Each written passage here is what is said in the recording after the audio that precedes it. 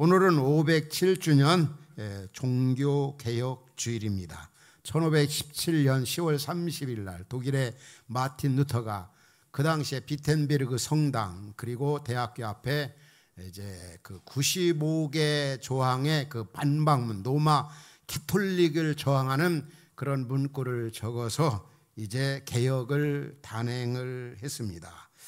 이 종교 개혁자들이 외쳤던 그 슬로건 특별히 요약해서 5가지를 우리가 잘 알고 있습니다. 먼저 보면은 솔라 스크립투라 오직 성경, 솔라 피데 오직 믿음, 또 솔라 그라티아 오직 은혜, 또 솔루스 크리스투스 이거는 오직 그리스도, 솔리 데오 글로리아 오직 하나님께만 영광.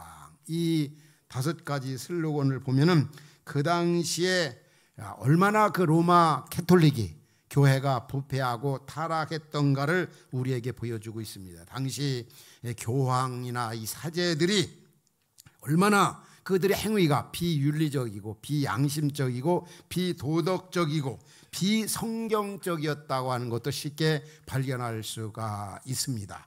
그 당시 교황이 아주 독재했습니다. 그것도 1년 몇백 년 아니라 그레고리 1세가 595년부터 즉위하면서 1517년까지 약 한 1000년 동안 이 중세 시대는 한마디로 암흑의 시대였습니다. 얼마나 타락하고 부패했던지. 교회가 세상 속의 사명을 감당해야 되는데 오히려 세상이 교회를, 그 당시에 로마 캐톨릭을 걱정하는 그런 상황이었습니다. 무엇보다도 그들의 어떤 면죄부 판매, 한마디로 돈으로 구원을 살 수 있다. 또 인간의 어떤 선행이나 어떤 공덕, 사람이 구원받는 것은 바로 선을 행해야, 어떤 수도, 어떤 금식을 해야, 금욕을 해야 구원받는다. 정말 성경에도 맞지 않는 엉터리 같은 짓을 그들이 그 당시에 아주 만행을, 그런 일을 계속 일삼았던 겁니다.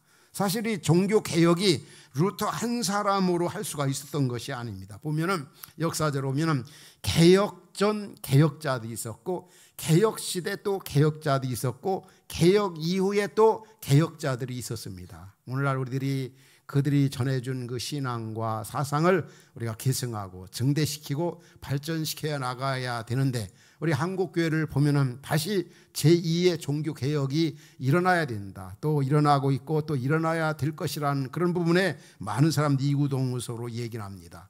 말만 슬로건으로 그치지 진정한 개혁은 나로부터, 교회로부터, 우리로부터 일어나야 되는데, 어떤 비성경적이고 비윤리적이고 그런 어떤 양심적인 그런 일들이 한국교회 안에 또 혹은 지도자들이나 또 그 그리스도인들이라고 하는 사람들이 일어난 걸 보면서 우리는 다른 사람들 향해서 이렇게 손가락질하고 비판하고 비방하지만 우리 내면에 대해서는 너무나 인색한 경우가 많이 있습니다.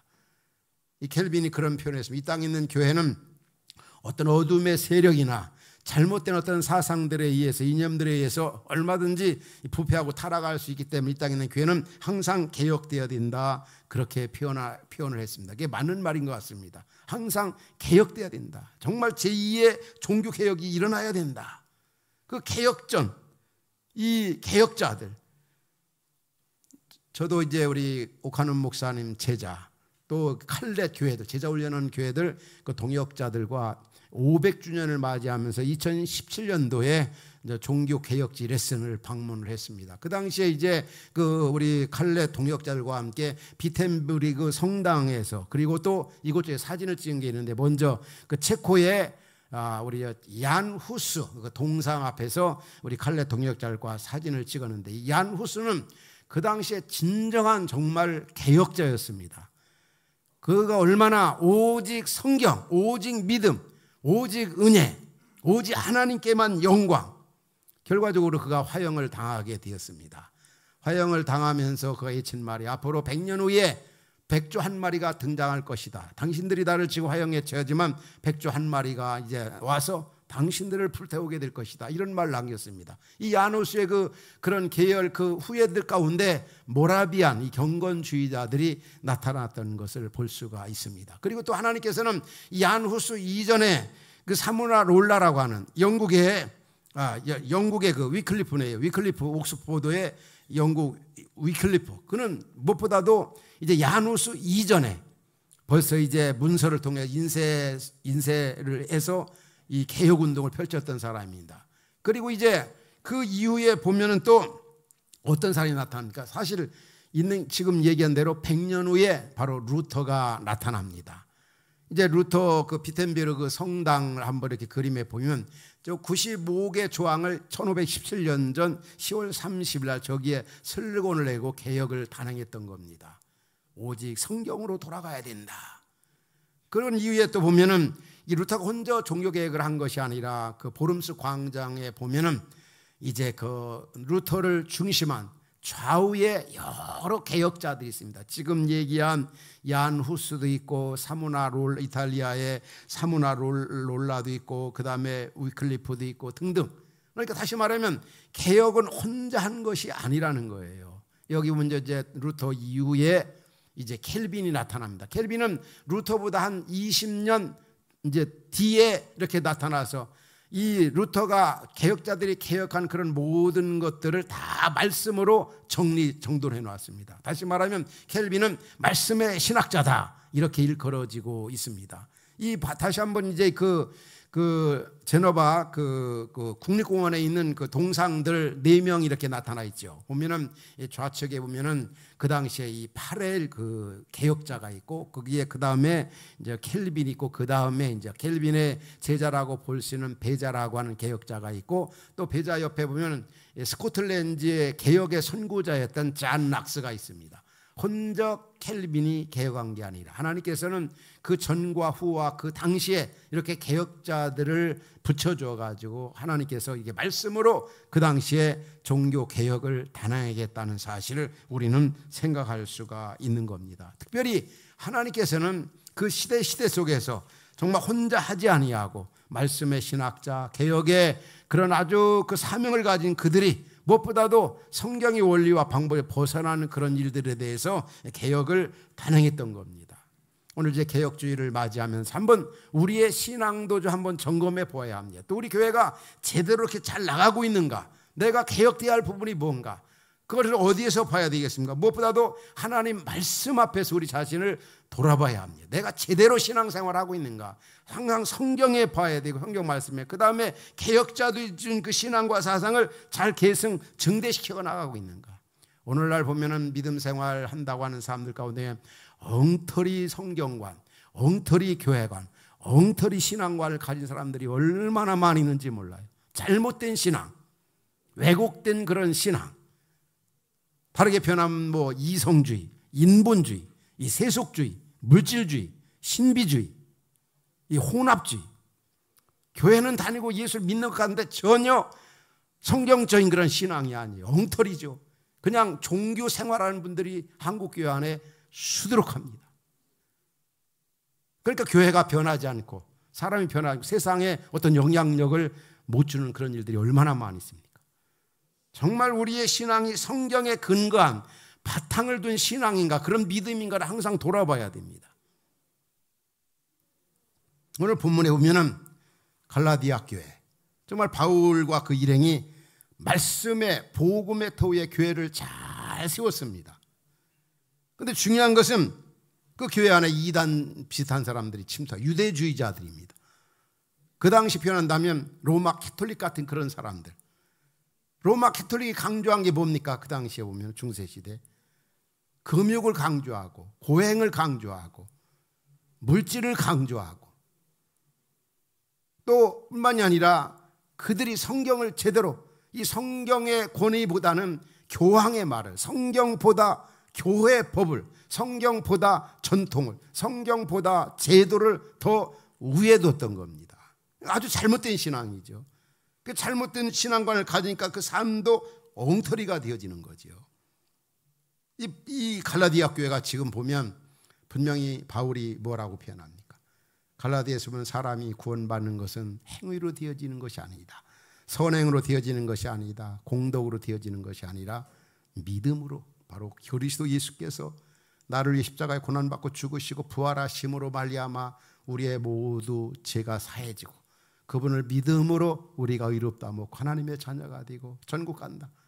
그런데 결코 그와 반대된 그런 교리를 이단자들, 유대주의자들이 들어와서 바울이 가르쳤던 것과 전혀 다른 것을 교회 안에 지금 이제 퍼뜨리고 있는 겁니다. 이거 오늘 본문 8절에 오면은 그 갈라디아 교인들에게 뭐라고 얘기합니까? 야, 너희들 참 이상하다. 왜 그렇게 쉽게 이단해? 왜 그렇게 잘못된 거 하냐? 만일 내가 너희들에게 전한 복음 위에 오늘 본문 8절에 오면 저주를 받을지어다. 또 9절에 봐도 저주를 받을지어다 말. 다른 복음 전하면 저주받는다는 말은 얼마나, 하늘에서 온 천사라도 내가 너희에게 전한 복음 위에 다른 복음을 전하면 저주받는다. 오늘날 교회 안에도 다른 복음을 가진 사람들이 많이 있습니다. 다른 믿음, 딴 믿음, 정말 본질적인 믿음, 참 복음, 성경에서 말하는 신앙, 성경에 가르치는 믿음을 가져야 되는데 성경하고는 전혀 다른 이상한 믿음. 그렇게 오래 신앙생활을 한다기도 보면 말하는 거 보고 행동하는 거 보면 굉장히 유교적이고 굉장히 물질주의적이고 굉장히 인본주의적이고 굉장히 아주 세속주의적이고, 그래서 깜짝깜짝 어떤 분을 만나면 깜짝하면 놀랄 때가 있어요. 아, 저 사람 목사인데 아무리 생각해도 어떻게 저럴 수가 있을까? 그분 장로라고 하는데 왜 이렇게 저 모양 저 꼴일까 말이야. 아주 완전히 세속주의, 완전히 물질로 아주 세상적인 거로 꽉 차 있어. 하나님 말씀으로 꽉 차 있는 게 아니라 생각하는 거나 판단하는 것이 전혀 하나님 나라 가치관이 아니고 세속주의적인 가치관이라 이거죠. 오늘 우리는 어떻습니까? 옛날 로마 캐톨릭처럼 그런 엉터리 같은 그런 믿음 생활, 종교 생활을 하고 있지 아니한가? 바로 알고 바로 믿고 바로 가르치고 바로 살아야 되는데, 그게 바로 이 성경에 근거한 그런 신앙. 갈라디아 교인들은 처음에 참 잘 믿음 생활했습니다. 바울이 전해준 바른 복음, 바른 믿음.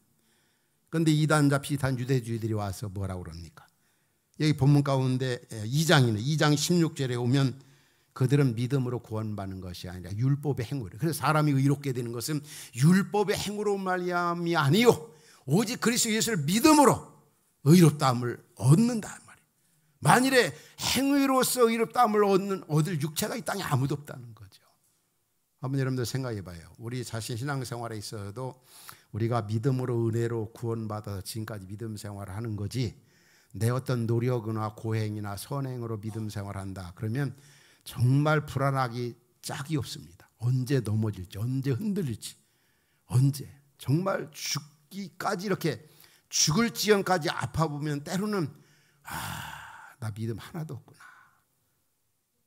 진짜 믿음 없는 우리 자신의 모습을 발견하게, 어떤 고난 앞에. 그런데 지나오면 또 하나님이 여전히 우리를 붙들고 계시거든요. 이게 구원이 하나님의 주권 속에 하나님에게 달려있기 때문에 정말 이상 마치는 그날까지, 부활의 주님 품에 안기는 그날까지 주님이 책임져 주니까 안전한 거지, 내 편에 있다고 생각해 봐요. 내가 노력해서 이 자꾸 기도하면서 자기 기도를 공로화시키는 분들 조심해야 돼요. 내가 기도했더니 이렇게 됐고, 내가 기도했더니 내가 성경은 결코 우리 구원이 우리 사람의 선행이 있다고 말하고 있지 않습니다. 뭘 지켜서 구원받는 게 아니라 믿음으로, 하나님의 은혜로. 근데 갈라디아 교인들 가운데 이렇게 잘못된 길에 빠진 사람들이 많이 있었어요.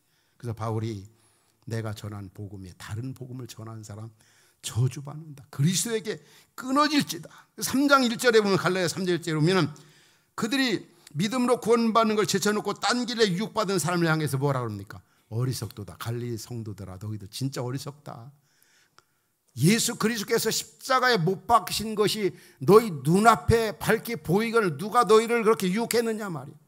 예수께 너희 죄를, 너 구원을 위해 십자가에 고난받고 죽으시고 부활한 걸 보면서도 왜 그것을 믿지 않고 그걸 받아들이지 아니하고 다른 복음, 다른 믿음을 왜 받아들이고 따르느냐.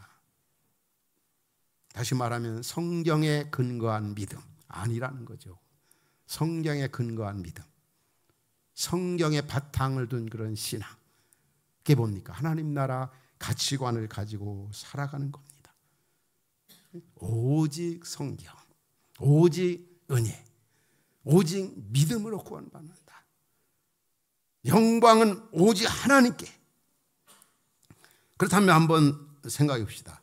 우리의 믿음이 진짜 성경적인가 아닌가? 성경적이 아니면 그 믿음은 엉터리지요.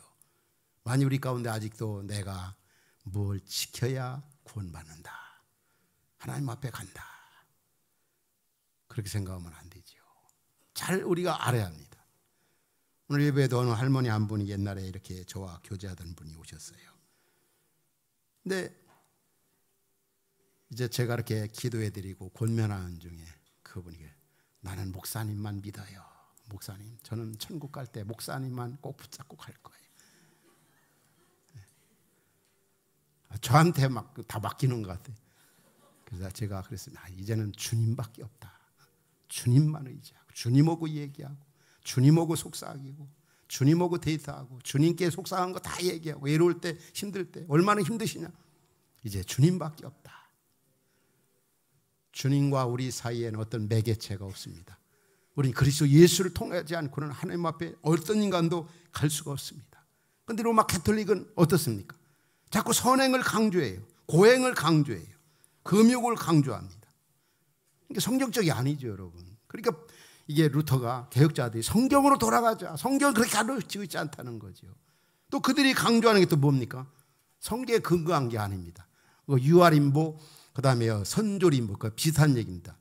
사람이 이제 이 땅에 죽으면은 여기서 믿음 생활 제대로 못하고 착한 일 많이 하고 공을 쌓지 못한 분들은 그 변방, 지옥 변방의 그 중간 상태가 있다는 거예요. 유아들이 아직 세례받지 못한 사람들, 또 이 땅에서 이렇게 구원받기에는 아직 선을 쌓지 못한 분들, 이 땅에 있는 사람들이 중간 상태, 유아림보나 선조림보의 이 중간 상태에 있는, 지옥 가기 전, 천국 가기 전 중간 상태에 있는 사람들, 이 땅에 있는 사람들이 선한 일을 하고 좋은 일 많이 하고 기도를 많이 하면 그 사람이 바로 또 헌금도 많이 하고 그러면 그 중간 상태에 있던 사람이 천국으로 간다는 거예요. 중간지대. 그런데 미안하지만 성경은 그렇게 말하고 있질 않아요. 성경적이 아니라는 거. 또 뭐 이 마리아 숭배 이런 거 있잖아요. 마리아. 예수님의 어머니 성모 마리아. 2000년 전에 죽은 마리아 승천했다. 마리아를 그리스도와 인류의 어떤 공동 대속자로 추앙하고 있어요. 기도와 찬양의 대상으로 신성시하고 있어요. 그런데 성경은 뭐라고 말씀합니까? 의인은 없나니 하나도 없고 모든 사람이 다 죄인. 마리아도 죄인, 우리도 죄인. 예수님 하나님 한 분이 얘는 이 땅에 있는 사람들이 다 죄인입니다. 예수 그리스도의 진정한 중보자에는 아무도 없습니다.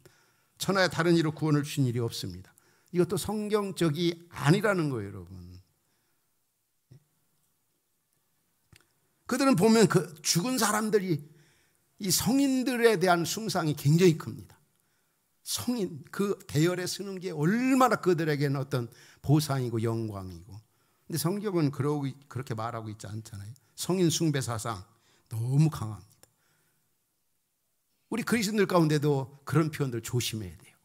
이미 우리가 육체적인 죽음으로 그 삶에 대한 모든 건 끝장나는 겁니다.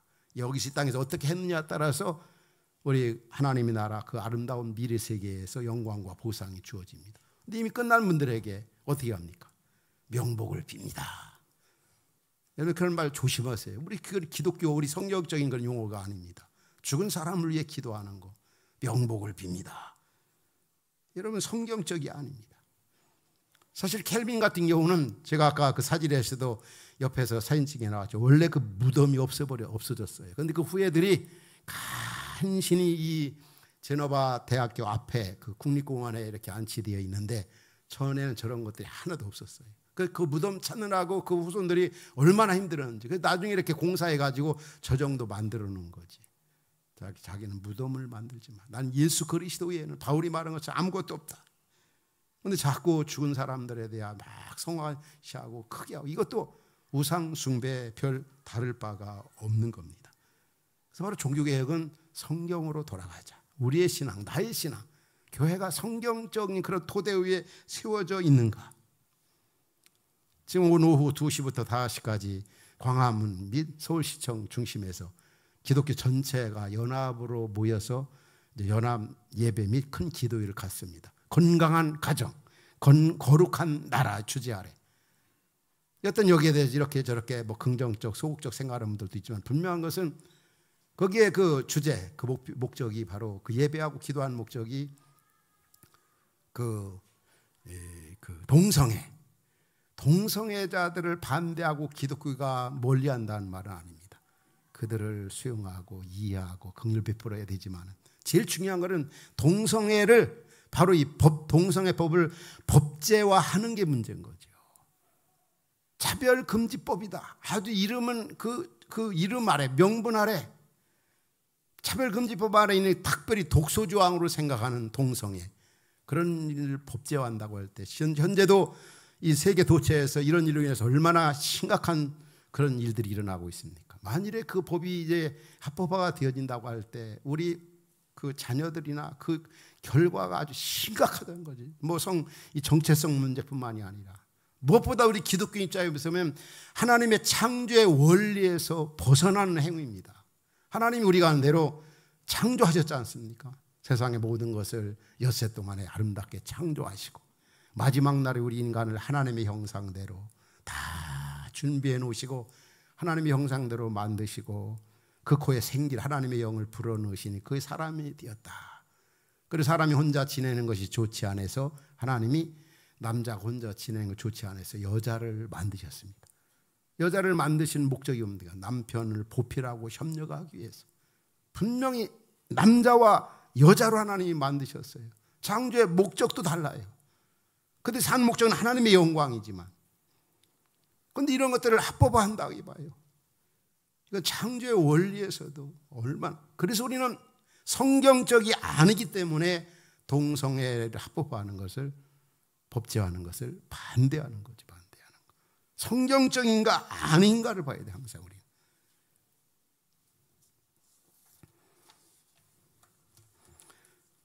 평생 저도 여러분들을 섬기고 교회 목회자로서 설교를 많이 했습니다만은, 자, 어떤 설교가 정말 훌륭한 설교인가? 어떤 분들을 여러분들 설교 잘하는 분으로 생각합니까? 설교 잘하는 과 못하는 과를 뭐로 구별할 수 있겠어요? 성경을 잘 가르치느냐 안 가르치느냐, 성경적이냐 그렇지 않느냐, 본문을 읽어놓고 아주 딴 얘기로 처음부터 끝까지 이렇게 하는, 결코 말은 잘하는지 모르지만 그런 설교 잘한다고 말할 수가 없습니다. 제가 한국적 상황에서 참 설교 잘하는 다 고인이었지만 한 두 분을 알고 있습니다. 그분들은 수십 년이 지났지만 지금 그 설교를 들어봐도 감동적이고 은혜가 됩니다. 왜냐? 성경적인 설교를 했고 그분들의 인품과 삶이 너무나 훌륭하기 때문에. 하나님 말씀이지 성경이지만 그 전하는 사람의 삶과 인격이 뒷받침이 되지 아니하면 아무리 별별 말을 한다 할지라도 은혜가 감동이 되질 않습니다. 성경이 본문에 익화간, 또 아주 한국적 상황에 아주 메가처치로 알려진 어떤 교회를 제가 한번 참석해 본 적이 있어요. 그분의 처음부터까지 저는 정말 이해가 안 돼요. 어려워서 이해가 안 되는 게 아니라 성경 본문을 읽어놓고 배경도 말하지 아니하고 본문도 말하지 아니하고 계속 물질주의적이고 샤머니즘적인, 저는 문맥 살펴봐도 하나 맞지도 않아요. 그런데 거기 있는 사람들은 다 아멘 아멘 아멘 난립니다. 진짜 설교 저 양반은 못한다. 왜? 성경 말씀 읽어놓고 본문을 말하고 있지 않으니까. 저는 제 자신이 학교에서 설교학을 학생들, 목회자들이 가르치기도 하고 그런 사역도 했지만은 저는 제 자신이 설교를 잘한다 이런 생각을 해본 적이 없어요. 그러나 저는 우리 이렇게 등록하는 분들도 어떻든 저 말씀 들어보고 등록하는 분들이 참 거의 대부분이지 않습니까? 이렇게 신방에 보면. 그런데 저는 이런 말을 들을 때 좋아요. 우리 목사님 설교는 참 성경적이다. 이런 말 듣는 게 저는 제일 좋더라고요. 왜냐하면 저는 어떻든 성경에서 말씀하고 있는 것을 우리 성도들에게 살찐 꼴을 먹여주고 싶고 나눠주고 싶기 때문에 성경 말씀. 그러니까 저는 제목도 할 수만 있으면 본문에 나오는 제목을 잡으려고 노력을 해요. 왜? 성경에서 좀 벗어나지 않게 하기 위해서. 그래서 여러분들이 제 설교를 들을 때 오늘 본문과 연관해서 들으면 더 은혜가 되고 더 좋아요. 왜? 저는 부족해도 성경에 근거한 그런 말씀을 전하고 나누고 또 그런 부분에 이렇게 집중하고 있기 때문에. 사실 가정교회를 처음으로 하려고 할 때도 어떤 모델이 없는 그런 상황에서 가정교회를 한다는 게 쉽지 않잖아요. 그런데 우리 중직자들이나 그 당시 구역장 분들이 가정교회가 뭐야 잘 모르지만 그나 우리 목사님 10년 동안 사역한 그런 걸 보면 다 성경적이다. 그래서 가정교회가 뭔지는 모르지만 우리 목사님 따라간들 협력한들 손에 안 날까. 왜? 목사님 하는 사역은 다 성경적으로 하기 때문에. 참 저는 그 말에 얼마나 위로와 격려가 되는지 몰라요. 그래서 이 가정교회 사역도 지금까지 이제 이렇게 27년 그렇게 하게 되었던 겁니다. 이 성경적인 것. 또 우리가 같이 하는 이 교회 목회의 세 기도 혹은 두 기도로 삼는 사람 세우는 제자 훈련 사역, 또 공동체성을 지향하는 가정교회 소그룹 사역, 또 선교 지향적인 그런 공동체, 이 사역에 집중하는 이유가 뭡니까? 이게 성경적인 사역이기 때문에. 주님이 하셨던 사역이잖아요. 제자 훈련.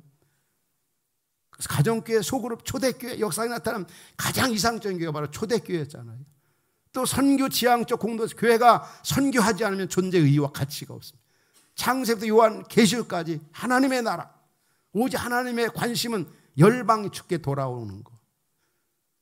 그래서 우리 흩어진 교회가 왜 이 세 가지 사역에 집중. 이렇게 교회가 이렇게 목회하면 나가면 교회가 건강하고 많이 모으고 그렇기 때문에가 아니라 이게 주님이 하셨던 사역이고 주님 우리에게 위임하신 사역이고 그 결과로 부흥도 되고 교회가 건강해지는 거죠. 이번에 싱가포르 나눔과 섬김의 교회 이제 임직 예배 가서도 제가 전하는 메시지가 앞서도 얘기했지만 이 세 가지였습니다. 그 교회가 이 세 가지 사역을 잘하고 있어요.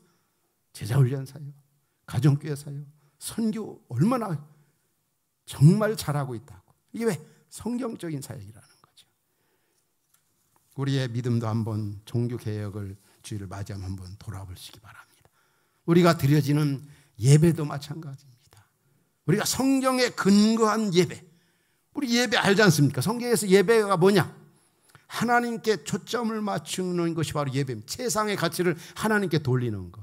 그런데 오늘날 많이 드려지는 예배가 하나님에게는 관심이 없어요. 인간에게 초점을 맞추는 거예요. 그냥 감정을 건드리고. 그래서 어느 영성가 분이 책을 쓴 제목이 참 와닿더라고. 예배냐 쇼냐.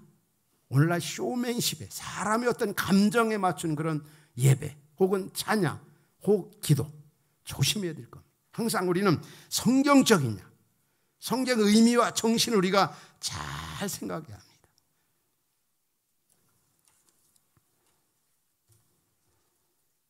그래서 이 미국의 그 바이블 펠로우십 교회 바이블 처치를 심호하고 있는 진 게츠라고 하는 분이 그런 표현을 했어요. 우리나라도 얼마 전에도 이렇게 방문했던 그런 분인데, 우리가 하고 있는 교회 사역들이 첫 번째는 이 세 가지 렌즈 중에 성경적 렌즈를 통해서 조명해 봐야 된다.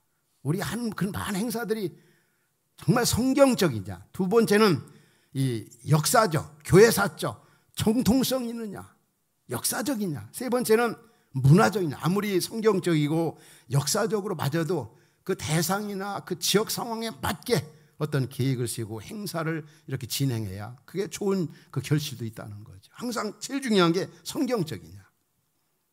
오늘 우리 말씀을 들을 때 어떻습니까? 내가 정말 성경적인 신앙의 바탕 위에 내 믿음을 좀 세워가고 있는가? 그렇게 신앙생활에 왔는가? 내 어떤 인본주의적이고 나 중심적인 어떤 샤머니즘적이고 신비주의적이고 이런 것에 어떤 근거 바탕이 되어져 있는가? 정말 성경의 근거. 우리 찬양에도 있지 않습니까? 하나님의 꿈이 나의 비전이 되고 예수님의 그 성품이 나의 인격이 되고 성령님의 그 권능이 나의 능력이 되고 제자훈련반 교재 나온 것도 비슷한 거죠. 정말 예수님의 비전이 나의 비전이 되고 예수님의 삶이 나의 삶이 되고 예수님의 그런 생각이 나의 생각이 되고, 다시 말하면 하나님 나라 가치관, 성경적 가치관 속에서 내가 이렇게 믿음 생활 잘하고 있는가. 결론적으로 이런 말씀을 듣을 때 이런 생각이 되어집니다. 왜 그러면 그렇게 같은 성경을 가지고 같이 믿음 생활하는 사람들이 그렇게 성경에 대한 해석이 왜 이렇게도 다르냐 말이야.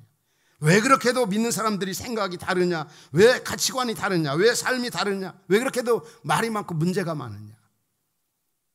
그런데 우리가 이 다양성이라고 하는 건 참 좋은 겁니다. 그러나 분명히 하나가 되어야 될 것이 있습니다.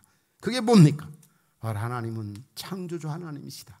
하나님은 주권자이신 그런 하나님이시고 그리스도 예수가 우리의 구원자시고 이 사실만큼은 다 똑같습니다. 다 같아야 됩니다. 그거에는 얼마든지 다양할 수가 있어요.